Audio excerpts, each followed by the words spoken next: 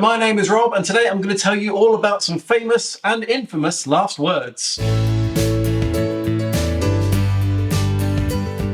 The last words that somebody says can be profound and memorable, and some people really do think about what they are going to say, assuming they actually have time to say it before they pass away.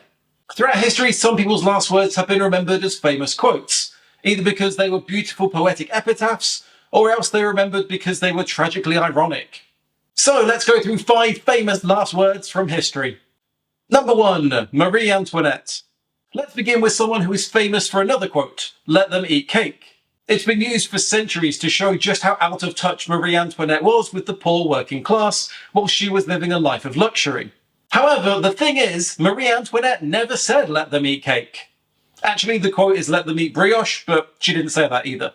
The quote has been traced back to the book Confessions by Jean-Jacques Rousseau, which came out when Marie Antoinette was 9 and not living in France.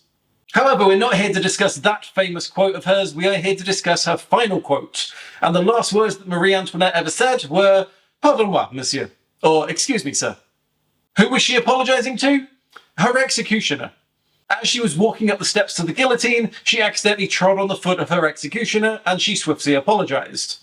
She may have been entitled and she may have been ignorant of the struggles of the poor, but Marie Antoinette was certainly not impolite. Number 2, Terry Kath. Terry Kath is on this list for his unfortunately ironic last words.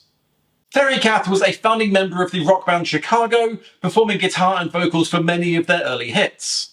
He was undoubtedly a very skilled musician, with even Jimi Hendrix once saying Terry Kath is the most talented guitarist in the universe. So, one night Terry Kath was drinking with the band's technician Don Johnson, and Terry Kath started playing around with some of Don Johnson's guns.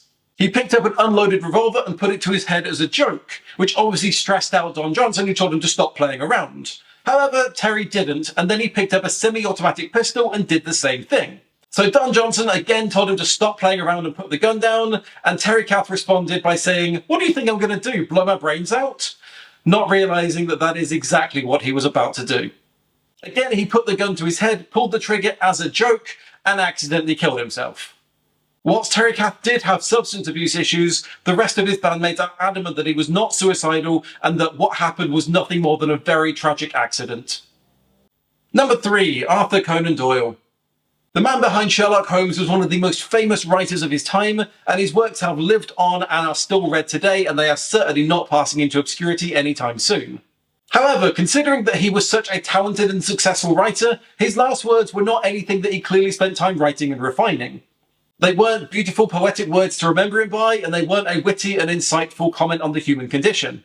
Sir Arthur Conan Doyle died at his home in his garden stood next to his wife. He turned to her and said, "You are wonderful," and then he clutched at his heart as he died of a heart attack. So, do you know what? I take it back. Sir Arthur Conan Doyle's last words were beautiful and poetic. Number 4, Groucho Marx. One of the famous comedy troupe, the Marx Brothers, Groucho Marx was a lifelong comedian. It was something he clearly took very seriously, as he was joking all the way to the grave. As he lay dying of pneumonia in California surrounded by his family, Groucho Marx finally declared, "This is no way to live," before swiftly passing away. Number 5, Joan Crawford. Joan Crawford lived an interesting and varied life. She was famed as an actor working in dozens of films in the golden age of Hollywood, in films such as Our Dancing Daughters and Whatever Happened to Baby Jane. However, she was also an avid supporter of many charities and was also the first woman elected to the board of directors of Pepsi Cola, which is just a very weird fun fact. In 1977, Ms. Crawford was deathly ill, but was still the independent woman she had always been. When she discovered that her housekeeper had been praying for her, Ms. Crawford grew very angry, and her final words were shouting at her housekeeper, "Don't you dare ask God to help me." As I say, she was badass and independent right to the last. So that is 5 famous and infamous last words. Hopefully you've enjoyed this video. If you have, please do click like and subscribe to see more content like this. Thanks for watching. My name's Rob, and I'll see you in another random video next week.